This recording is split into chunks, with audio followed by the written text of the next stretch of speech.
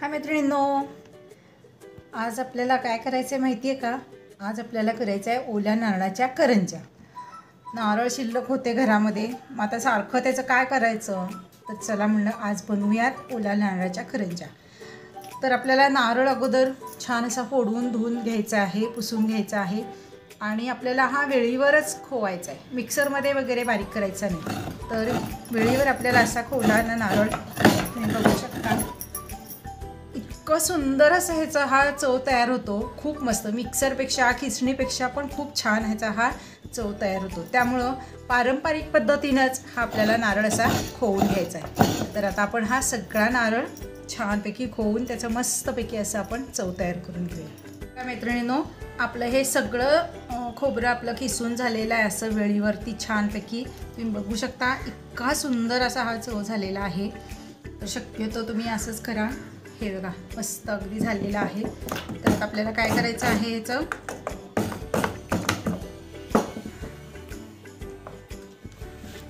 गॅसवर कढई ठेवलेली आहे गरम करायला आणि हा सगळा चव आपण याच्यामध्ये घालायचा आहे. सध्या याच्यामध्ये आपल्याला तूप वगैरे काही आत्ता सध्या तरी ॲड करायचं नाही आहे.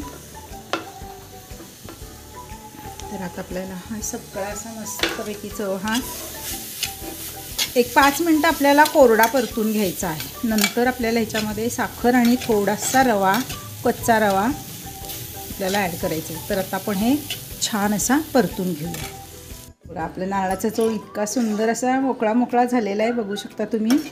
आणि वाफ पण येते बघा, म्हणजे नारळ आपला छान शिजला गेलेला आहे आणि नारळातलं सगळं पाणी आटलेलं आहे. तर आता ह्या स्टेजला आपल्याला काय करायचं आहे, आपण हा भाजून ठेवलेला रवा, हे बघा आपण हा भाजून ठेवलेला रवा बघा कसा छान गुलाबी भाजला आहे की नाही मी.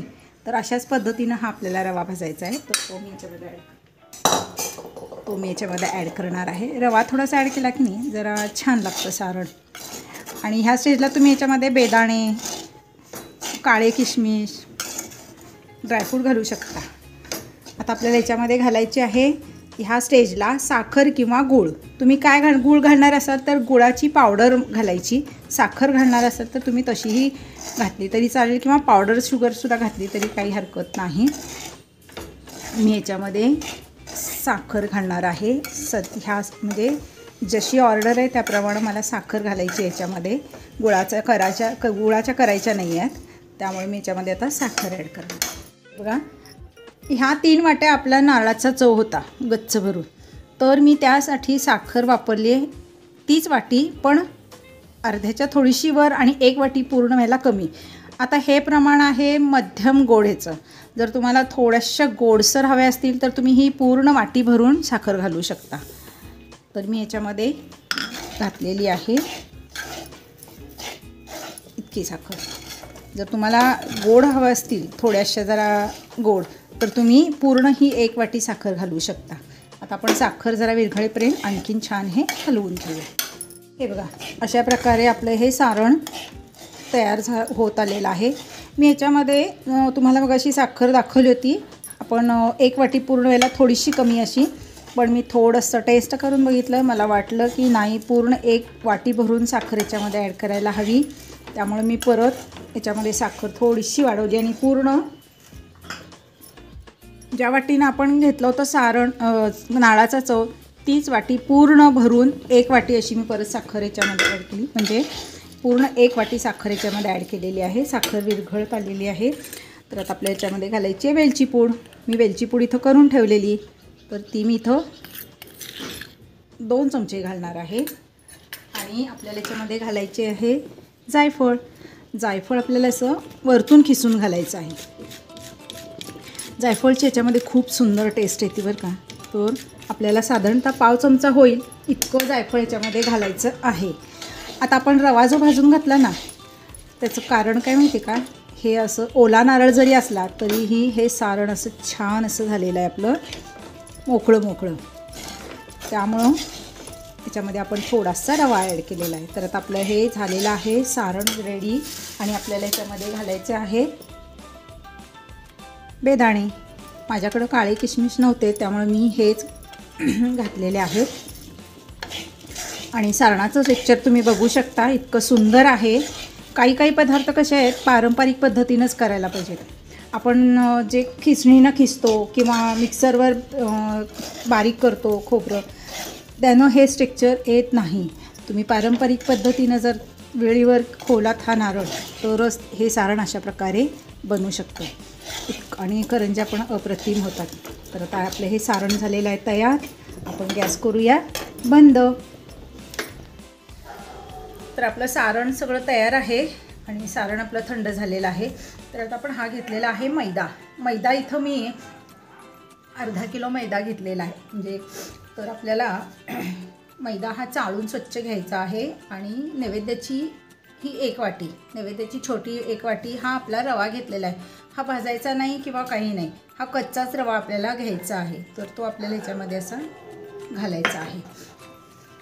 आपण हे एक भांडं ठेवलेलं आहे याच्यावर आणि याच्यावर आपल्याला 1 चमचा तूप आपल्याला वितळवून घ्यायचं आहे. मी तूप घातलेलं आहे. तुम्हाला काय आवडत असेल वनस्पती तूप वगैरे किंवा इतर काही तर तुम्ही घालू शकता. मी इथं 1 चमचा तूप ॲड केलेला आहे. तर आपल्याला ते छान असं वितळून घ्यायचं आहे. अगदी आपल्याला तूप आपल्याला जास्त अगदी धूर येईपर्यंत वितळायचं नाही, तर तुपाची काय होती टेस्ट चेंज झाली की मग आपल्या करंजीला पण टेस्ट थोडी वेगळी येते. त्यामुळे तूप फक्त आपल्याला वितळवून थोडंसं कोमट गरम करायचं आहे. आणि मी इथं 1 वाटी मोठी ही 1 वाटी मी दूध घेतलेलं आहे. दूध आपल्याला थोडं कोमट करायला ठेवायचं आहे. तर हे बघा, आपण इथं मैदा आणि रवा घातलेलं होतं की नाही, तर आपल्याला त्याच्यात हे तूप आपल्याला ॲड करायचं आहे. आणि आपल्याला हे जे दूध आपण कोमट करून घेतलेलं की नाही 1 वाटी, ते पण आपल्याला ह्याच्यामध्ये ॲड करायचं आहे असं.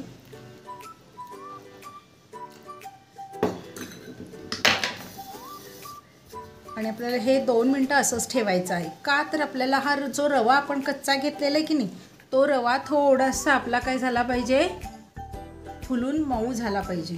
तो मैद्यामध्ये पूर्ण आपला तो मिक्स होऊन गेला पाहिजे. म्हणून आपल्याला हे असं करायचं आहे. आणि आपल्याला याच्यामध्ये थोडंसं चिमटभर मीठ घालायचं, 1-2 चिमट मीठ घालायचं आहे, जेणेकरून आपल्या करंजीच्या वरचं जे आपलं आवरण आहे मैद्याचं, त्याला पण एक छान अशी चवदार टेस्ट येते. हे बघा, 1-2च चिमट होईल इतकं आपण मीठ घातलेलं आहे ह्याच्यामध्ये. तर हे मिश्रण थंड झालेलं आहे. तर आपण हे आता त्याच्यामध्ये मळून घ्यायचं आहे. आता तुम्ही हे साध्या पाण्यामध्ये वगैरे जरी मळलं तरी काही हरकत नाही बरं का. आपण पाण्याचा यूज केला तरी काही हरकत नाही. तर आपण पाणी घालून आता हे छान असं मऊसर असं छान तिचं मळून घेऊयात आपण. हे बघा, असं आपलं पीठ हे छान असं मळून झालेलं आहे. तर आता आपल्याला काय करायचं आहे, थोडंसं ह्याला पाण्याचा हात, दुधाचा हात, काही तुम्ही वापरणार असाल ते असं घालायचं आहे. आणि आपल्याला बत्त्याच्या साह्यानं किंवा इतर दुसरं काही साहित्य असेल तर त्यांना आपल्याला हे छान असं पीठ एकसारखं चेचून असं आपल्याला मऊ असं सैलसर करून घ्यायचं आहे. आपण यात रवा घातलेला आहे ना, तर तोही छान असा मग मस्त असं आपल्याला कुटून छान तयार होतं हे पीठ. तर असं थोडंसं पाणी लावायचं, परत चेचायचं. अशा प्रकारे आपल्याला हे करत 1-2-3 वेळा तरी हे पीठ छान असं मस्त असं आपल्याला करून घ्यायचं आहे. असं मस्त मी 3-4 वेळा असं अगदी छान असं पीठ हे करून, बघा किती सुंदर झाले पीठ. आता आपल्याला हे पीठ थोडंसं पाण्याचा असा ओलसर हात लावून ओलं फडकं त्याच्यावर झाकून ठेवायचं आहे. आणि मग नंतर बघा पीठ छान असं आपलं फुगून असं मस्त छान होतं आणि त्यामुळे त्याच्या करंज्या पण आपल्या खूप खुसखुशीत छान होतात. तर आता आपण हे ओलं फडक्यामध्ये झाकून ठेवूया. तर हे बघा, आपण आता 1 तास तरी होऊन गेलं असेल. आपण हे ओलं फडकं करून ह्याच्यावर झाकलेलं आणि आपलं हे पीठ छान असं फुगलं आहे पण किती मस्त आणि इतकं मऊ लुसलुशीत झालेलं आहे. तर हे आपल्याला असंच हवं आहे. तर आता आपण हे हातानं एकसारखं परत छान मळून घेऊया आणि ह्याच्या आपण करंज्या लाटूया. गोळा घ्यायचा आहे आणि थोडंसं पिठात हे करून आपल्याला हा छान असा पातळ लाटायचा आहे. अगदी जाड लाटायचा नाही, जाड लाटला की नाही आपली करंजी छान अशी फुगते. त्यामुळे आपल्याला हे असं छान असं पातळ असं लाटून घ्यायचं आहे.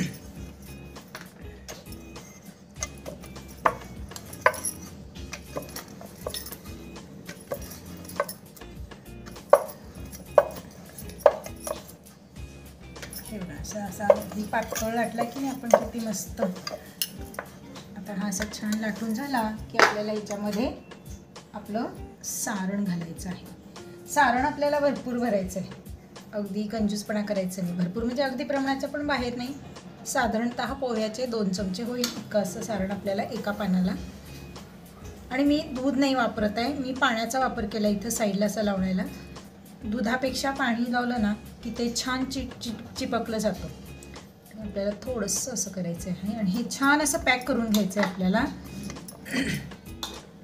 अगदी बोटाने असं ना मस्त आपल्याला असं हे चिटकून घ्यायचं आहे, जेणेकरून आपल्याला करंजी तेलात सोडली की ती पिसकणार नाही. आणि आपल्याला मस्तपैकी हे करंजीच्या असं आहे ना, आपल्याला असं मस्त त्याला राऊंड शेप देऊन घ्यायचं आहे. हे बघा, झाली आपली करंजी तयार. आपण अशा प्रकारे सगळ्या करंज्या तयार करून घेऊयात बरं का मैत्रिणींनो. प्रकारे आपण 2 ताटं अशी लाटून घेतलेले आहेत. अजून आपल्याला थोड्या लाटायच्या आहेत, पण त्या सगळ्या लाटेपर्यंत ह्या अगोदरच्या लाटलेल्या काय होतील, सुकल्यासारख्या होतील. म्हणून आता आपण ह्या जेवढ्या लाटलेल्या आहेत ना ह्या आता आधी तळून घेऊयात आणि ह्या तळून झाल्या की मग पुढच्या आपण लाटूयात. तर चला मग आपण ह्या तळ्याला घेऊयात. तर हे बघा, अशा प्रकारे आपण तेल गरम करायला ठेवलेलं कढईमध्ये. आणि तेल आपलं मॅक्झिमम गरम करून घ्यायचं, अगदी कडक कडक गरम करून घ्यायचं नाही. आता गॅसची फ्लेम आपण मिडियम ठेवूयात आणि याच्यामध्ये आपण आपण ह्या केलेल्या करंज्या सोडूया. हे बघा, फार गर्दी करायची नाही, आपल्याला तेलात जेवढ्या मावतील तेवढ्या आपल्याला ह्याच्यामध्ये सोडायचे आहे. हे बघा, आणि आपल्याला ह्या अशा त्याच्यावर थोडं तेल असं घालत राहायचं, जेणेकरून त्या फुगतील. हे किती सुंदर फुगल्या बघितलं का? हे बघा किती मस्त, आणि अगदी मस्तच्या मस्त झालेत की नाही. परत आपण ह्या अशा, तुम्ही अशा पांढरट तुम्हाला हव्या असतील तरी पण अशा सुद्धा तळून घेऊ शकता, किंवा आपल्याला थोड्याशा गुलाबी कलर अशा जरा अशा मस्त अशा तळून घेऊ शकतो. पण त्या पण खूप छान लागतात, खुसखुशीत अशा. आणि अशा पांढरट थोड्याशा अशा गोळ्या गोळ्या पण केल्या ना तरीही त्या खूप छान लागतात. तर आपण ह्या सगळ्याशा मीडियम टू हाय अशा करत आपण ह्या तळून घेऊयात. हे बघा, मी अशा थोड्याशा गुलाबीसरच अशा ह्या काढणार आहे, मला व्हाईट अशा काही नको आहेत. तर आपल्याला ह्या अशा बघा, तुम्ही त्याच्यावर किती छान असे बबल्स पण किती छान असे आलेत बघा, फुगे. आणि खूप छान ह्या इतक्या नाजूक पण झालेल्या आहेत. हे बघा, तुम्ही बघू शकता. आपण ह्या अशा काढून घेऊयात. आणि बघा, आता आपण परत ह्या सोडूया त्याच्यामध्ये आणखीन. तर अशा आपण सगळ्या अशा छान अशा तळून घेऊयात बरं का. तुम्ही बघू शकता, मी आणखीन तुम्हाला दाखवते एक राऊंड अजून एक. हे बघा, असं थोडंसं तेल याच्यावर स्प्रेड करायचं आहे, पण काळजी घ्यायची आहे की स्वतःची पण. तेल गरम असतं. हे बघा, किती छान बबल्स पण आलेत की नाही त्याच्यावरती. बघा तुम्ही, आपण पीठ कुटून असं मळलेलं, त्याचा हा परिणाम आहे. तर हे बघा मैत्रिणींनो, आपल्या ह्या सगळ्या करंज्या तयार झालेल्या आहेत. 3 वाटी ओल्या खोबऱ्याच्या चवमध्ये आणि अर्धा किलो मैदा ह्यामध्ये अशा प्रकारे भरपूर अक्षरशः होतात करंज्या आपल्या ह्या. तुम्ही बघू शकता. आणि कशा फुगलेत बघा, टम्म. आणि आपण जे पीठ कुटून आपण कणिक मळलं होतं त्यामुळे असे हे सगळे बबल्स छान वरती येतात आणि ह्या खूप खुसखुशीत होतात. तुम्ही बघू शकता. मी तुम्हाला एक तोडून दाखवते. खूप म्हणजे खूप अतिशय खुसखुशीत होतात. हे बघा, एकदम मस्त होतं. आतमध्ये असं सारण आपण गच्च भरलेलं आहे. खूप छान होतात ह्या करंज्या आणि खायला पण खूप छान लागतात. आणि ओल्या नारळाच्या आहेत. आणि आपण सारण अगदी छान असं मस्त परतून असं केलेलं होतं, त्यामुळे ह्या लवकर खराब होत नाहीत. जरी ओल्या नारळाच्या असल्या तरी पण ह्या लवकर खराब होत नाहीत. त्यामुळे तुम्ही बिनधास्त ह्या करा आणि खाऊन बघा. आणि माझ्या चॅनलला सबस्क्राईब करून बेल आयकॉनचं बटन दाबायला विसरू नका. Bye bye.